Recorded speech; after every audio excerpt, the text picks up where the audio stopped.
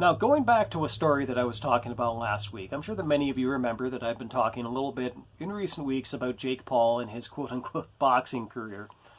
And in particular, last week, I was talking about his antics with Conor McGregor and Dillon Danis.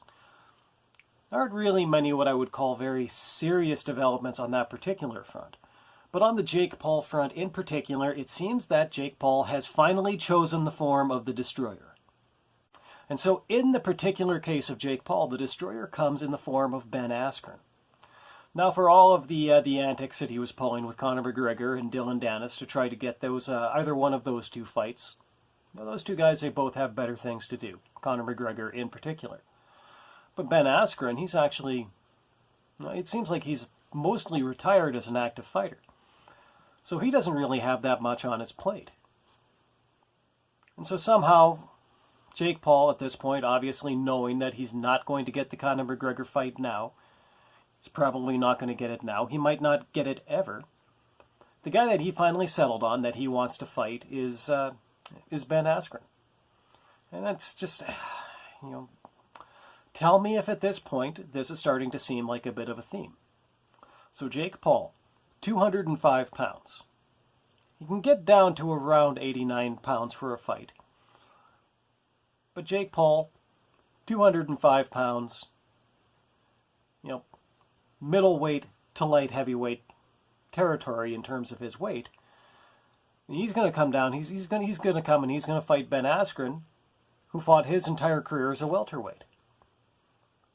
So once again, Jake Paul is kind of going out of his way to try to pick these smaller, lighter fighters instead of trying to get guys his own size. And as with Dillon Danis, Ben Askren, he is not a notorious striker. I mean, he has what you would kind of call the rudimentary striking skills that pretty much any fighter needs to have any kind of success as an MMA fighter. But as is the case with Dillon Danis, Ben Askren, he's mostly known for his wrestling. And perhaps what Ben Askren is actually known best for is that very quick, I think it was about 5 seconds, that knockout by Jorge Masvidal, where Masvidal came running across the cage and creamed him with a flying knee strike about 5 seconds into the fight and just put him out cold. In fact, one of the fastest KOs in UFC history. And it seems like that's what Jake Paul has his eye on as he prepares for this fight. Is that he thinks that he's got this on hand because he's going to go fight the guy who got knocked out by Jorge Masvidal. And so Jake Paul, he is forgetting what really should be the most obvious thing to everybody, including himself, is that Jake Paul, you are no Jorge Masvidal. And while Ben Askren was not a runaway success in the UFC, he was a champion in other organizations before he came to UFC. He's had actual gold, actual championship gold around his waist, not that piddling little participation trophy that the WBO gave to Jake Paul.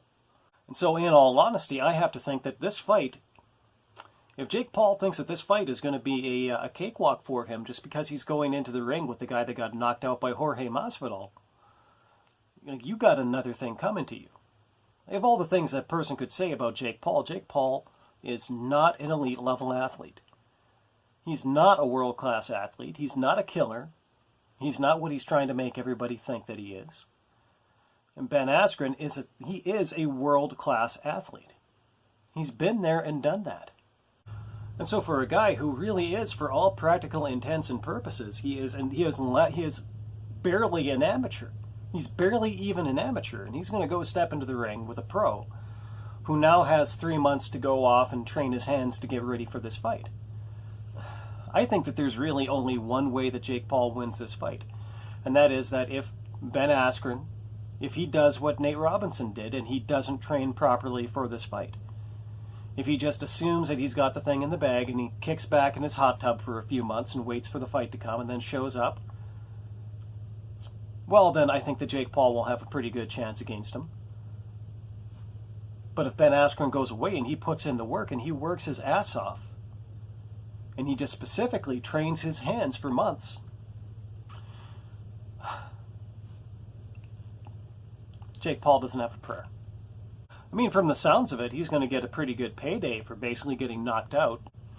I mean, from the sounds of it, he's going to get a pretty good payday for just showing up to get knocked out. Yeah, and as I previously mentioned, I mean, that's also a very frustrating situation because, quite frankly, Jake Paul doesn't deserve that. He hasn't earned it. I think that one of the reasons why so many of these combat athletes take such exception to his behavior is simply the fact that, they're people who worked their lives.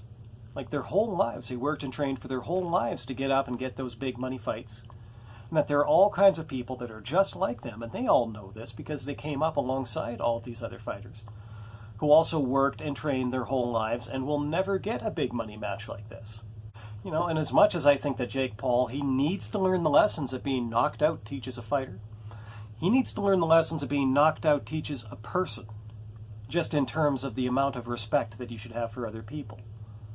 But as much fun as it would be to watch Jake Paul get knocked out, it is still very difficult to overlook the detail that he's getting something that he doesn't deserve and somebody else does.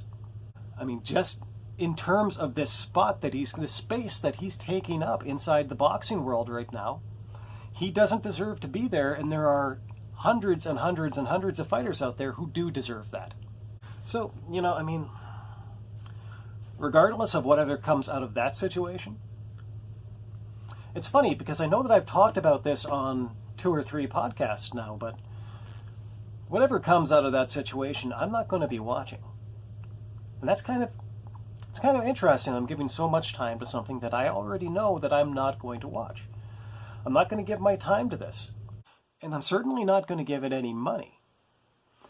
Whatever happens, I guess I'm going to find that out from, who knows? I mean, does a story like that make TSN? I guess if it makes TSN, I'll find out how that whole thing turned out from TSN. Because, to me, there is something that's very comforting about knowing that this guy is finally going to get taken care of. And he's not going to get taken care of in the way that he wants. And I have to admit, it is a little bit strange how much I'm looking forward to knowing that it's going to happen. Knowing that I'm also not going to watch. It's one of those things that, once somebody conducts themselves in a certain way for long enough, well, then you love to see it. But you won't be watching.